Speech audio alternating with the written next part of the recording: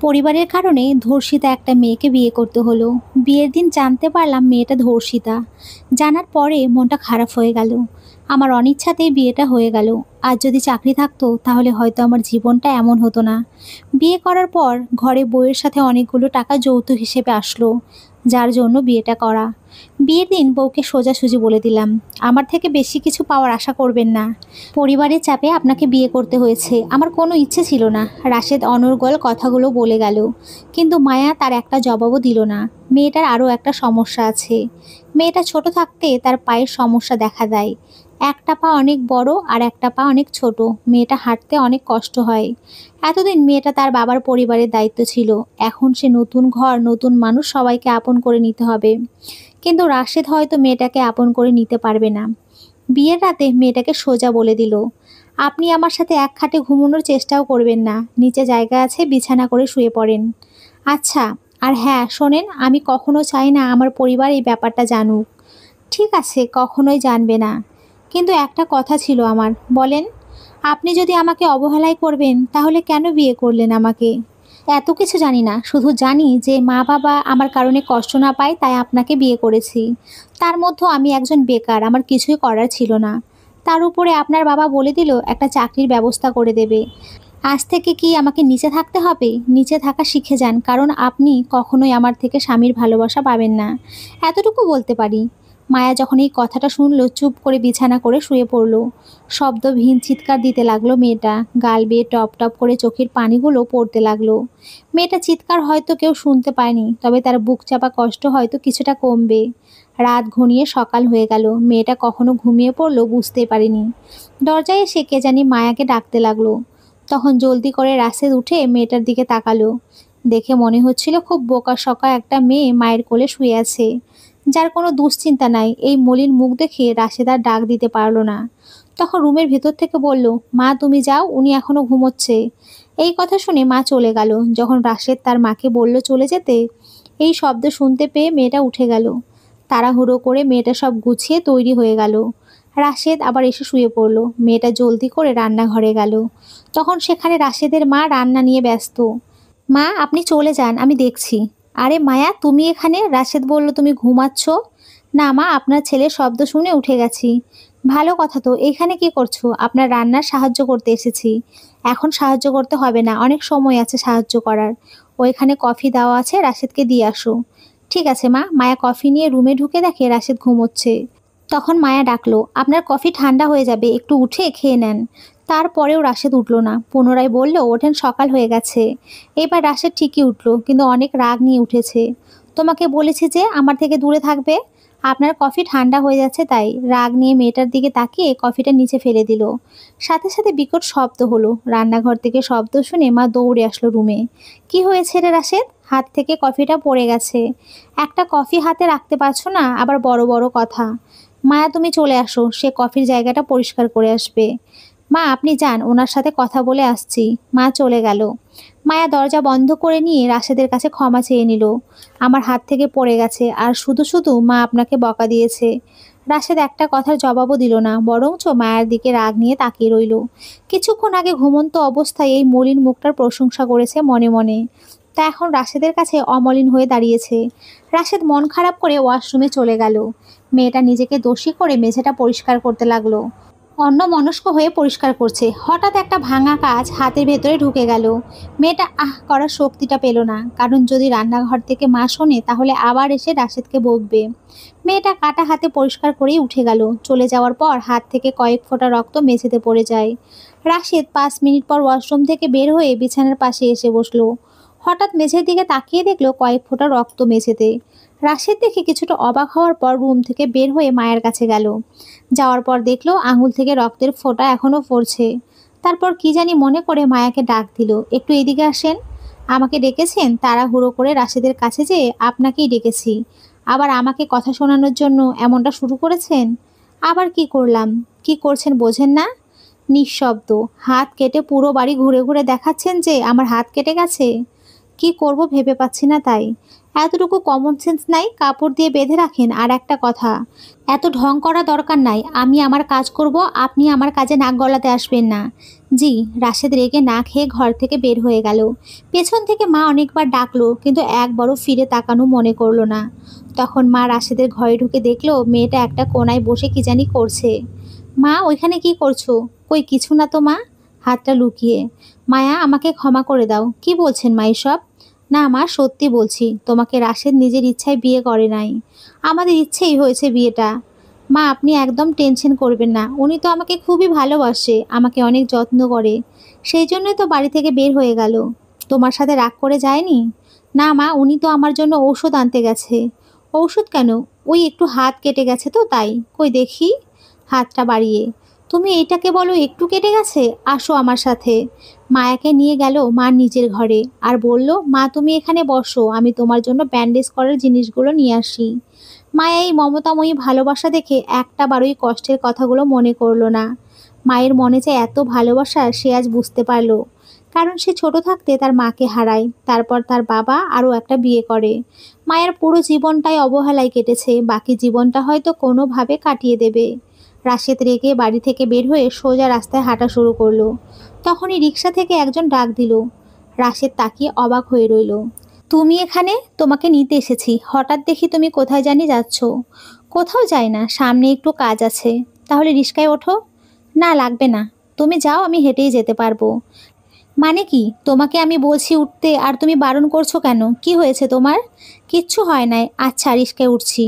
রিস্কায় বসা পাশের মেয়েটা সুহাদা। রাশেদ আর সুহাদার সম্পর্ক 3 বছর যাবৎ। গতকাল রাশেদ বিয়ে করেছে, সুহাদা এখনও জানে না। সুহাদা খুবই রাগী মেয়ে, কিন্তু রাশেদকে খুবই ভালোবাসে। দুজনে রেস্টুরেন্টে চলে গেল। রেস্টুরেন্টে বসে তাদের কথোপকথন চলছে। আচ্ছা রাশেদ, চাকরির কিছু ব্যবস্থা করলা? হয়ে যাবে আগামী 1 তারিখ থেকে। আগামী 1 তারিখে হয়ে যাবে মানে? কিভাবে হবে? চাকরির জন্য এত কিছু, কি বলছো না বলছো কিছুই বুঝতেছি না। আমি একটা ইন্টারভিউ দিয়েছি, তারা বলেছে 1 তারিখে জানাবে। মায়াকে বিয়ে করেছে শুধুমাত্র চাকরির জন্য, কারণ মায়ার বাবা ওয়াদা দিয়েছে যে চাকরি দেবে। রাশেদ একই সাথে 2 নৌকায় পা দিয়ে তীরে পৌঁছাতে চেষ্টা করছে, কিন্তু এটা হয়তো সামনে আরও ভয়ানক হয়ে দাঁড়াবে। রাশেদ খাওয়া দাওয়া করে সুহাদাকে রিস্কায় উঠিয়ে রাশেদ বাড়ির উদ্দেশ্যে রওনা দিল। বাড়িতে এসে কলিং বেল চাপতেই মা গিয়ে দরজা খুলে দিল। খুলে দেখে রাশেদ খালি হাতে। এই তোর আসার সময় হলো? বাড়িতে কোনো কাজ আছে যে সময় করে আসতে হবে? নতুন বউ বাড়িতে রেখে কেউ একা চলে যায়? আর মেয়েটার জন্য ঔষধ নিয়ে এসেছিস? ঔষধ কিসের? মেয়েটার হাত কেটে গেল, তুই বাড়ি থেকে বের হয়ে গেছিস কিসের জন্য? ঔষধের জন্য না? না। মেয়েটা বলল তুই ঔষধের জন্য বের হয়ে গেছিস, আর এখন? রাশেদ রাগ নিয়ে রুমে ঢুকবে, ঠিক তখনই দরজার ওই পাশ থেকে মায়া আসছে। ঠিক তখনই দুজন ধাক্কা খেয়ে লুটিয়ে পড়ল মেঝেতে। রাশেদ নিয়ন্ত্রণ করতে পারে নাই বলে মেয়েটার কপালে রাশেদের ঠোঁটগুলো লেগে গেল। মেয়েটা নিচে পড়ে চুপ করে রইল। রাশেদ আনমনে তাকিয়ে রইল মলিন মুখটার দিকে। রাশেদ আচমকা উঠে গেল, কিন্তু মেয়েটাকে না উঠিয়ে বরঞ্চ দরজাটা বন্ধ করে দিল। মেয়েটা যখন উঠল, রাশেদ সামনে গিয়ে বলল, কতবার বলেছি যে আমি আপনাকে ভালোবাসতে পারবো না। আপনি কেন মায়ের কাছে বলেছেন যে আপনার জন্য ঔষধ আনতে বাইরে গিয়েছি? মা আপনাকে বকবে তাই বললাম আমার জন্য গেছে। দেখেন, আর একবার বলে দেই, আমার ব্যাপারে নাক গলাতে আসবেন না প্লিজ। আর আমি আপনাকে আপন করে নিতে পারবো না। রাশেদ বলেই ছাদে চলে গেল। রাশেদ তার রাগ অভিমান দমকা হাওয়ায় লুকোনোর চেষ্টা কিন্তু পারে না। ঠিক তখনই রাশেদ আকাশের দিকে তাকিয়ে দেখলো আকাশ মেঘলা হয়ে আছে, যে কোনো মুহূর্তে বৃষ্টি নামতে পারে। রাশেদ তাড়াহুড়ো করে নিচে নেমে গেল। রুমে গিয়ে দরজা বন্ধ করে বিছানার এক কোণে বসে পড়ল। মায়া রাশেদের দিকে তাকিয়ে বুঝতে পারল কোনো কারণে ভয় পাচ্ছে রাশেদ। আকাশে বিজলি চমকায়, রাশেদ ততই ভয় পাচ্ছে। তখন রাশেদ ভয় ভয় কণ্ঠে বলল, আপনি একটু এখানে এসে বসেন। মায়া রাশেদের সাথে বসলো। তখনই আকাশে জোরে শব্দ করলো। রাশেদ ভয়ে মেয়েটাকে জড়িয়ে ধরলো, শক্তভাবে জড়িয়ে ধরলো, ছোট্ট বাচ্চার মতো। মায়া তা দেখে রাশেদকে আর পছন্দ করে ফেললো। মায়া আনমনে রাশেদের দিকে তাকিয়েই রইল। রাশেদ বারবার জড়িয়ে ধরছে মায়াকে ভয়ে। মায়া উপরের দিকে তাকিয়ে মুচকি একটা হাসি দিয়ে বলল, লাভ ইউ আল্লাহ। মায়া যখন বসে রইল, রাশেদ তখন ভয়ে ঘুমানোর চেষ্টা করছে। তখন রাশেদ বলল, প্লিজ আপনি আজ এখানেই বসে থাকেন, আমি একটু ঘুমোতে চাই। মায়া মাথা নেড়ে জবাব দিল, ঠিক আছে। রাশেদ ঘুমিয়ে গেল। মায়া রাশেদের দিকে তাকিয়ে রইল, হাতের আঙ্গুলগুলো রাশেদের চুলগুলো ছুঁয়ে দিচ্ছে। ঠিক তখনই মায়া দেখলো রাশেদের মোবাইলে কল আসছে। যখন দেখলো যে মোবাইলের উপরে ভেসে আছে, লাভ ইউ জান। তা দেখে মায়া স্তব্ধ হয়ে গেল। আপনার প্রেমিকা গতকাল রাতে কল দিয়েছে। রাশেদ তার স্ত্রীর থেকে এই কথা শুনে থতমত খেয়ে যায়। কিছুক্ষণ স্তব্ধ থেকে রাগী স্বরে জবাব দিল, আপনাকে বলেছি আমার মোবাইল ধরতে। আমি তো মোবাইল ধরি নাই, আপনি যখন ঘুমিয়ে পড়েছিলেন তখনই কলটা আসে। বুঝছি, গতকাল আকাশে বিজলি চমকানোর কারণে আমি একটু ভয় পেয়েছিলাম। আপনার সাথে একটু ভালোভাবে কথা বলেছি, সেইটা ভেবে আমার কাছে আসার চিন্তাও করবেন না। মায়া চুপ করে রুম থেকে বের হয়ে গেল। মায়ার চোখে টলমল করছে জল। রাশেদ মোবাইল হাতে নিয়ে সোহাদাকে কল দিল। কল দেওয়ার সাথে সাথে ওই পাশ থেকে, গতকাল রাত্রে তোমাকে কল দিয়েছি, কোথায় ছিলা? বাড়িতেই ছিলাম, মোবাইল সাইলেন্ট করা ছিল। ঠিক আছে, আমি তোমাদের বাড়িতে আসছি, তুমি রেডি হও, তোমাকে নিয়ে এক জায়গায় যাব। এই না না। কি না না? রাশেদ ভীত স্বরে বলল, তোমার আসতে হবে না, আমি তৈরি হয়ে রেস্টুরেন্টে চলে এসেছি। এত সকাল সকাল রেস্টুরেন্টে কি করো? নাস্তা করতে এসেছি। আন্টি কি নাস্তা করে না? আম্মুর শরীরটা তেমন ভালো না তাই। তাহলে আমি কয়েকদিন তোমাদের বাসায় এসে সাহায্য করি আন্টিকে।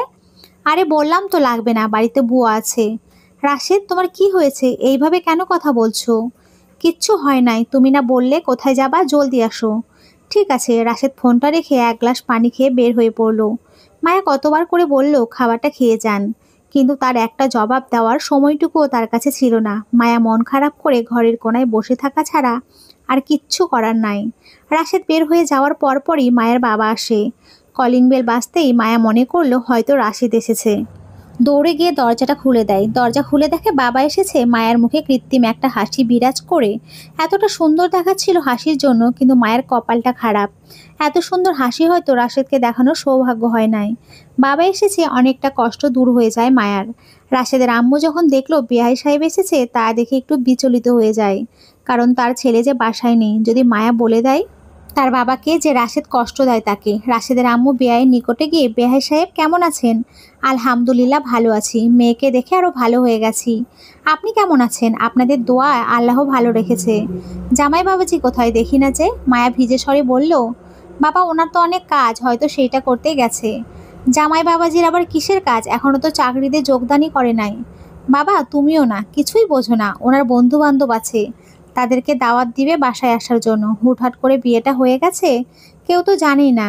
ও ঠিক তখনই রাশেদের আম্মু রাশেদকে কল দিচ্ছে, অথচ কল ওঠানোর কোনো নামই নাই। কোনো কিছু ভেবে না পেয়ে মায়াকে ডাকলো। মায়ের হাত জোর করে বলল, মা তুমি আজকে তোমার বাবার থেকে অনেক কথা লুকিয়েছো। তোমার কাছে আমি সারা জীবন কৃতজ্ঞ থাকবো। আর একটা সাহায্য করবা প্লিজ? মা কি বলছেন এইসব? এটা আমার দায়িত্ব। আপনি আমার মায়ের মতো, আমি আপনার মেয়ে। আপনি অনুরোধ করবেন না, শুধু আদেশ দেবেন। মায়ের কথা শুনে মায়ের চোখে টলমল করছে চোখের পানি। মায়া কাপড়ের আঁচল দিয়ে মায়ের চোখের পানি মুছে দেয়। মা বলেন, কি করতে হবে? তুমি একটু রাশেদকে কল দিয়ে দেখো। আচ্ছা, আপনি চিন্তা করবেন না। মায়া তার রুমে গিয়ে মোবাইল হাতে নিয়ে ভয়ে ভয়ে কলটা দিল। রাশেদ অপরিচিত নাম্বার থেকে কল পেয়ে কলটা উঠিয়ে, হ্যালো কে? আমি। আমি কে? মায়া। মায়া কে? মানে আমি আপনার স্ত্রী। ও সরি, আমি চিনতে পারিনি, কারণ আপনার নাম আমি জানি না। আচ্ছা, কল দিয়েছেন কেন? বাবা এসেছে, আপনাকে না দেখে জিজ্ঞেস করছে আপনি কোথায়। তো আমি কি করব? বাবা হয়তো কোনো কাজে এসেছে আপনার চাকরির ব্যাপারে কিছু বলার জন্য। আপনি সামনে থাকলে ভালো হতো। আচ্ছা দেখি, জলদি আসার চেষ্টা করব। মায়া কল কেটে মায়ের কাছে গেলেন, মুখের মধ্যে উৎফুল্ল একটা হাসি নিয়ে। মায়ের হাসির কারণ হচ্ছে রাশেদ।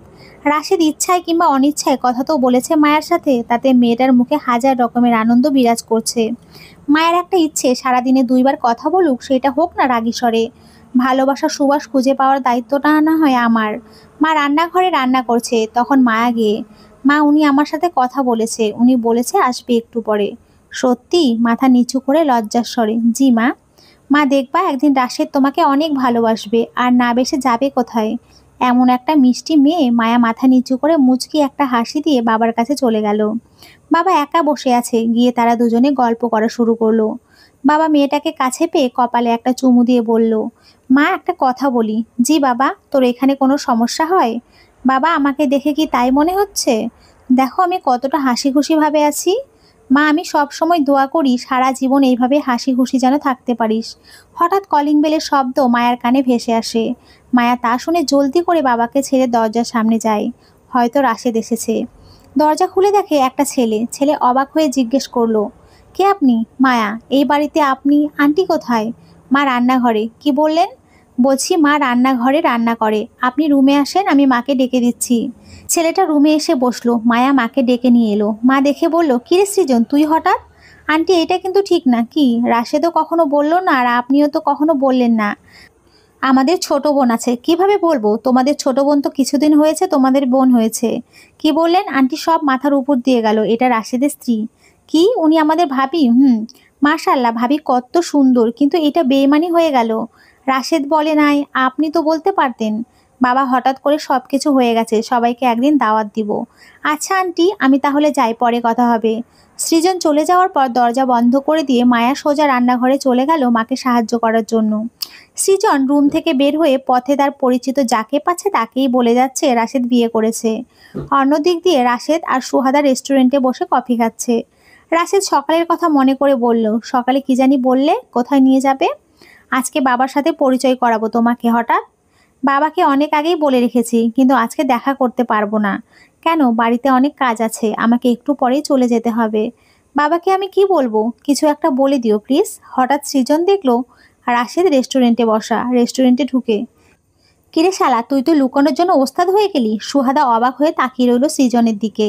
তারা সবাই ক্লাসমেট, সৃজনকে সুহাদা আগে থেকেই চেনে। সৃজনের কথা আগা মাথা কিচ্ছু বুঝে নাই বিধায় সুহাদা বলল, কিরে, কি লুকিয়েছে? তুই জানোস না? না। তুই বেস্ট ফ্রেন্ড, তোকে বলে নাই? তাহলে সেখানে তো আমরা কিছুই না। রাশেদ আর সুহাদা যে সম্পর্কে আছে সেটা কেউ জানতো না। তাদের বন্ধুদের মধ্যে সবাই জানে তারা খুবই বন্ধু। তাই সৃজন বন্ধু মনে করে বলল, শালাই তো কাজের কাজটা করে ফেলেছে। কি করছে? ঘরে এত সুন্দর একটা বউ নিয়ে এসেছে আর আমাদেরকে জানানোর মনে করে নাই। এই কথা শুনে রাশেদ বসা থেকে দাঁড়িয়ে যায়।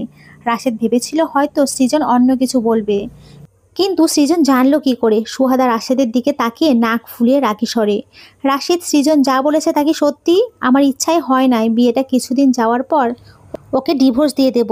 আমি ঠিক মতো ওর নামটাও জানি না। কথাটা শেষ করতে না করতেই ঠাস।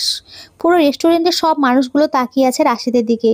রাশেদ বারবার সুহাদাকে বলল, আমি ওকে ডিভোর্স দিয়ে দেবো, প্লিজ আমাকে ভুল ভেবো না, বিশ্বাস করো। এটা বলার পর আবার আর একটা দিল গালে, তুই আর কখনো আমাকে কল দিবি না সুহাদা। সুহাদা রেস্টুরেন্ট থেকে সোজা বের হয়ে গেল। সৃজন চুপ করে দাঁড়িয়ে বলল, বন্ধু, আমি জানতাম না তোরা দুজন সম্পর্কে আছিস। সমস্যা নাই, এটা হওয়ার বাকি ছিল, আজ না কাল সোহাদা জানতেই পারতো। পুরো রেস্টুরেন্টের ভিতরে অনেকগুলো মানুষের সামনে সোহাদা রাশেদকে থাপ্পড় দিল। সোহাদা থাপ্পড় দিয়ে সাথে সাথে বের হয়ে গেল। রাশেদ মাথা নিচু করে রেস্টুরেন্ট থেকে চলে আসলো। রাশেদকে দেখে মনে হচ্ছিল সে খুব রেগে আছে, হয়তো বাসায় গিয়ে কিছু একটা করবে। রাশেদ বাসার উদ্দেশ্য পাটা বাড়াবে, ঠিক তখনই একটা গাড়ির সাথে ধাক্কা লেগে রাস্তায় লুটিয়ে পড়ে। আশেপাশে অনেক মানুষ ভিড় জমিয়ে ফেলে। কয়েকজন মোবাইল হাতে নিয়ে সরাসরি ফেসবুকে চলে গেল, অথচ রাশেদকে কেউ বাঁচানোর চেষ্টাটুকুও করলো না। ঠিক তখনই একটা ছেলে ছুটে আসে, রাশেদকে নিয়ে একটা সিএনজিতে বসিয়ে হাসপাতালে চলল। ডাক্তার সাহেব, ইমার্জেন্সি, আপনি এখানে বসেন, আমরা দেখছি।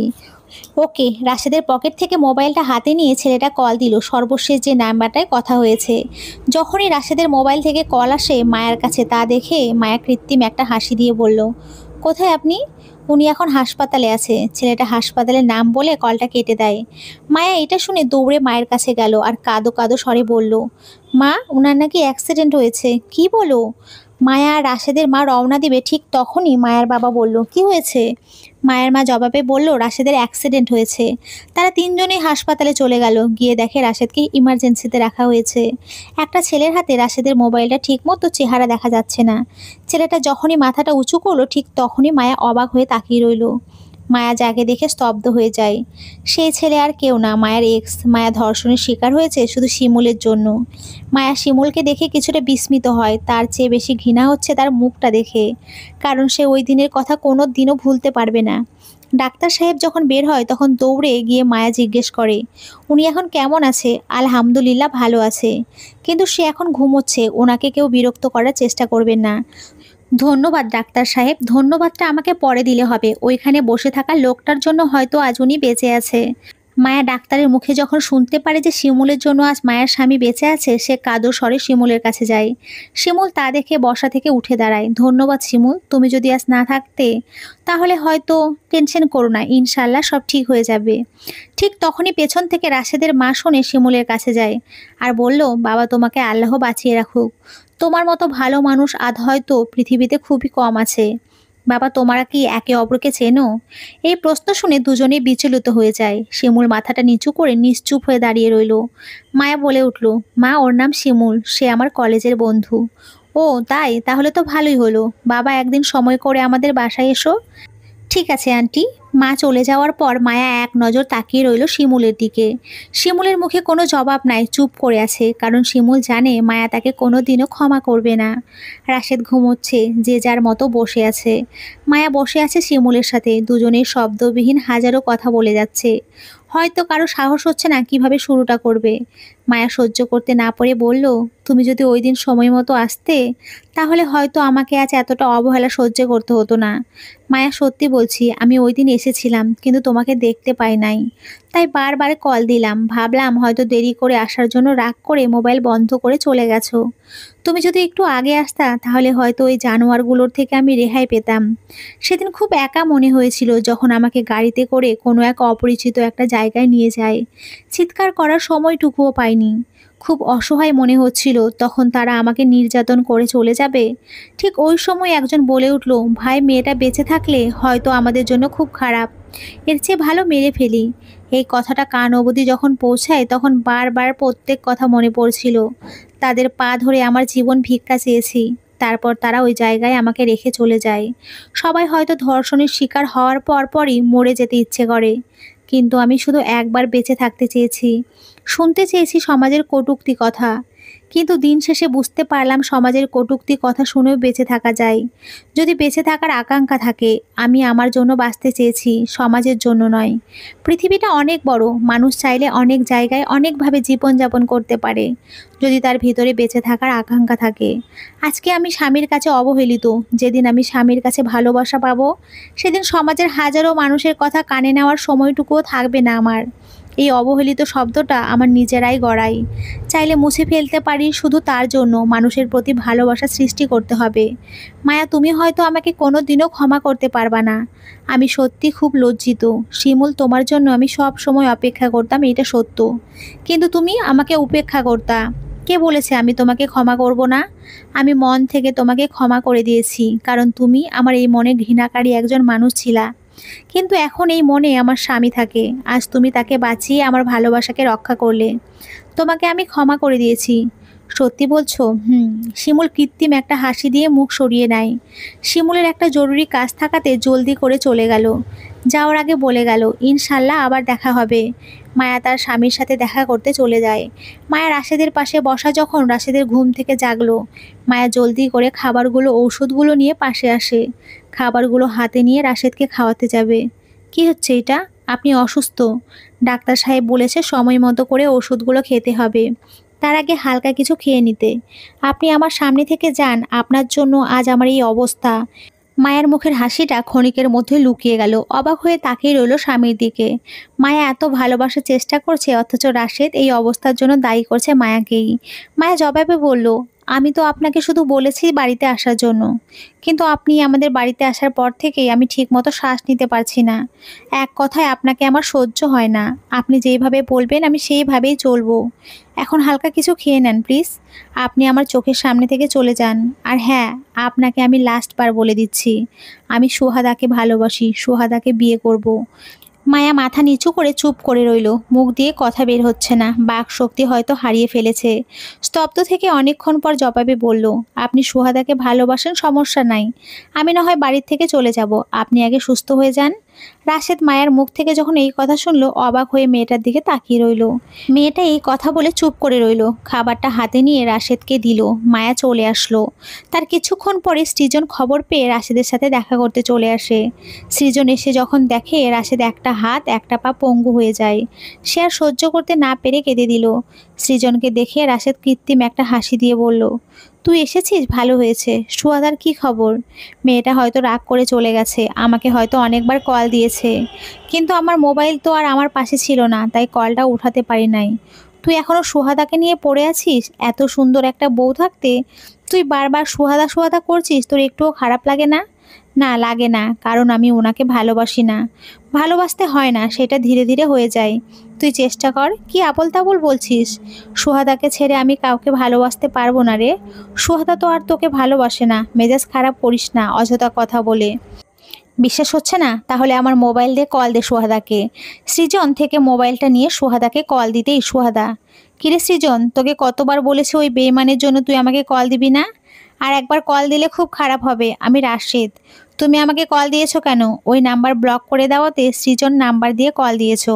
ওকে ফাইন, আমার সিম পরিবর্তন করে ফেলবো, তখন কিভাবে কল দিবা দেখবো। একবার আমার কথাটা শোনো। তোমার অযথা কথা শোনার সময় আমার নাই। আমি মায়াকে ডিভোর্স দিয়ে দেব যদি তুমি রাজি থাকো। ও, পরে আবার আমাকে ডিভোর্স দিয়ে অন্যকে বিয়ে করবি? এই হচ্ছে ছেলেদের স্বভাব। কলটা কেটে দেয়, সাথে সাথে সৃজনের নাম্বার ব্লক লিস্টে ফেলে দেয়। রাশেদ বারবার কল দেয়, অথচ কল ওঠানোর কোনো নাম নিচ্ছে না। অন্য দিক দিয়ে মায়া বাহির থেকে সব শুনতে পায়। চোখগুলো লাল হয়ে আছে, পানিতে টলমল করছে। এত ভালোবাসার পর যখন কারো কাছে এইভাবে অবহেলিত হতে হয়, সম্ভবত পৃথিবীর সবচেয়ে বড় কষ্টটা হচ্ছে কাউকে ভালোবেসে তার প্রতিদান হিসেবে অবহেলিত হওয়া। মায়ের মোবাইল হঠাৎ একটা কল আসে তার বান্ধবীর। তুই এটা কি এসএমএস পাঠালি? যা লিখেছি তা সত্য। মায়া তার বান্ধবীকে এসএমএস দিয়ে বলল, আমার একটা ডিভোর্স নাম পেপার দরকার। মায়ের বান্ধবী এসএমএস পেয়ে সাথে সাথে মায়াকে কল দিল। হঠাৎ করেই সিদ্ধান্ত, উনি আমাকে পছন্দ করেন না। আমাকে দেখলে ওনার শ্বাস বন্ধ হয়ে যায়। উনি আমাকে সহ্য করতে পারেন না। উনি চায় আমি অবহেলার শিকার হয়ে ওনাকে ডিভোর্স দিয়ে দেই। ওনার চাওয়া হচ্ছে আমার জন্য অনেক বড় দায়িত্ব। হয়তো ওনার কাছ থেকে দূরে থাকলে আমার কষ্ট হবে, তবে এইটুকু ভেবে ভালো লাগবে যে ওনার এখন শ্বাস নিতে কষ্ট হয় না। তারপরেও একটু ভেবে দেখ, ভেবে হয়তো ওনাকে সুখে রাখতে পারবো না, তবে এইটুকু জানি আমি ছাড়া উনি অনেক সুখে থাকবে। ঠিক আছে, তোর যা মনে হয় তুই 2 দিনের মধ্যে তৈরি করে দিস। ওকে। মায়ের বান্ধবী উকিল বিধায় সে তার বান্ধবীকে এই গোপন কথাটা বলে দিল। মায়া কান থেকে মোবাইলটা নামিয়ে পেছন ফিরতে মায়ের বাবা দাঁড়িয়ে আছে। মায়া একটা চিৎকার দিয়ে বাবাকে জড়িয়ে ধরলো। বাবা, আমি তো খারাপ মেয়ে, আমি আজ কেন বেঁচে আছি? আমার উচিত ছিল সেই দিনই মরে যাওয়া। এমন কথা বলে না মা। বাবা, আজ বুঝতে পারছি পৃথিবীতে অবহেলা কষ্ট সহ্য করা যায় না। যাকে হাজার গুণ ভালোবাসার পর তার প্রতিদানে শুধু অবহেলা আর ঘৃণা পেতে হয়, সেই জীবনে বেঁচে থাকা মানে কাঠপুতুল হয়ে বেঁচে থাকা। মা, এসব নিয়ে একদম টেনশন করিস না। উপরওয়ালা যা করে ভালোর জন্যই করে। তুই ধৈর্য ধর, হয়তো আল্লাহ তোর জন্য এর চেয়ে ভালো কিছু রেখেছে। সৃজন দেখলো ভাবি তার বাবাকে জড়িয়ে ধরে কান্না করছে। সৃজনকে দেখে মায়ার সাথে সাথে স্বাভাবিক হয়ে গেল। ভাইয়া চলে যাচ্ছেন? না, একটু এই দিকে আসেন, আপনার সাথে কথা আছে। মায়া বাবাকে পাশ কাটিয়ে সৃজন কি জানি বলবে তা শুনতে যায়। দেখেন ভাবি, আমি অনেক বোঝানোর চেষ্টা করলাম কিন্তু কিছুই হলো না। ভাবি, কিছু মনে করবেন না, আপনাকে একটা কথা বলি। এই রাশেদকে অনেক কাঁদতে হবে যখন আপনার মতো এমন একটা মিষ্টি মেয়েকে হারাবে। ভাইয়া, তাকদির বলে কথা আছে, যদি তকদিরে আমার ভালো কিছু থাকে তাহলে অবশ্য ভালোই হবে। ওনার অবহেলা আমার চোখে ভালোবাসা ছিল এই ভেবে যে উনি আমার সাথে কথা বলে।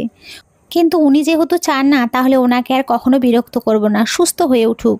ভাবি, যা করবেন একটু ভেবে চিন্তে করবেন। রাশেদকে একটা শিক্ষা দেওয়ার দরকার, আর সেইটা আমি আপনার কাছ থেকে আশা করি। এই বলে সৃজন চলে গেল। মায়া সৃজন চলে যাওয়ার পেছন থেকে দেখছে আর ভাবছে, উনি আমাকে অল্প দিনেই চিনল, আমাকে নিয়ে এত ভালো ভাবলো, আর আমার স্বামী আমাকে সহ্য করতে পারে না।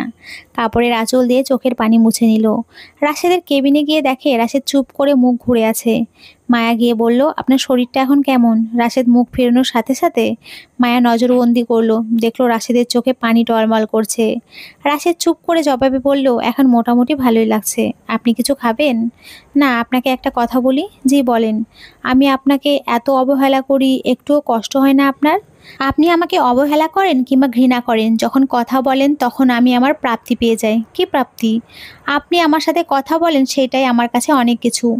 এত অবহেলার পর এত স্বাভাবিক থাকেন কি করে? অভ্যাস হয়ে গেছে। কিন্তু আমি যে থাকতে পারছি না, আমার খুব কষ্ট হচ্ছে। সুহাদার অবহেলা সহ্য করতে পারছি না।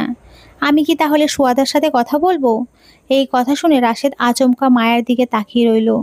তার মলিন মুখখানি দেখতে লাগলো।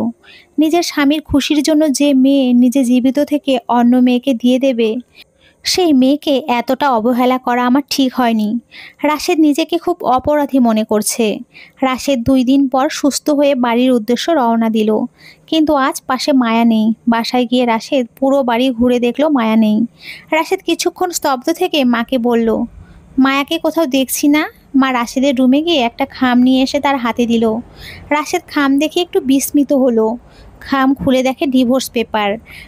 রাশেদের চোখ লাল হয়ে আসছে। হয়তো এই কিছুদিনে মেয়েটাকে অবহেলার নাম থেকে দূর করে ভালোবাসার নামে আখ্যায়িত করেছিল। রাশেদ তার ইনজুরি নিয়েই রওনা দিল মায়ের বাসায়। মায়ের বাসায় গিয়ে দেখে মায়া তার রুমে বসে আছে। রাশেদ আশেপাশে তাকিয়ে দেখে কেউ নেই। জলদি করে মায়ের রুমে ঢুকে গেল। মায়া রাশেদকে দেখে, আপনি এখানে? আমি এখানে মানে? অন্য কেউ কি আসার কথা? আপনি অসুস্থ শরীর নিয়ে। মুখটা চেপে ধরল রাশেদ। মেয়েটা তার মলিন মুখটি নিয়ে রাশেদের দিকে তাকিয়ে রইল। রাশেদ তৎক্ষণাৎ বলে উঠল, প্লিজ এইভাবে তাকিয়ে থাকবেন না, কেমন জানি লাগে।